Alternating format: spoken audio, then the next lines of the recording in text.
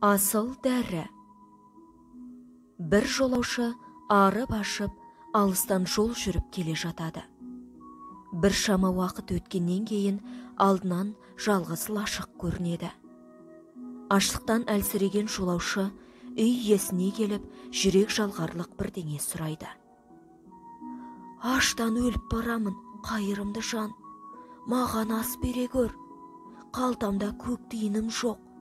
Бірақ осының есесіне мен саған ақшадан да қымбат нәрсе сыйлайын. Ол адамды өлім аузынан алып қалатын асыл дәрі. Осы кезге дейін бұл сырымды ешкімге айтқан жоқ едім. Қайырымдылық қылсаң, саған сол ғажайып сырды айтып берейін. Үй иесі көп ойланып тұрмай күріш басуға кіріседі. Қонағының алдына тамақ әкеліп қойып, енді жаңағының құпиясын айтшы, дейді үй иесі. Оны айтып жатудың қажеті жоқ. Маған еріп жүр. Бәрінде өз көзіңмен көресің, дейді жолаушы. Үй иесі жолаушыға еріп жолға шығады. Жолаушы үндемей жүре беріпті.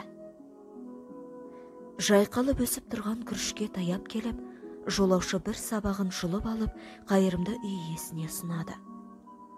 Мінекей, мен айтқан ғажайып нәрсе осы.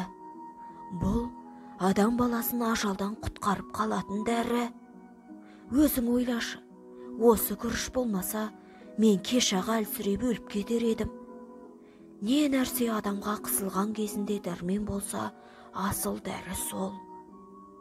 Депті де жолаушы үй иесіне рахмет айтып, өз жөнімен кете беріпті.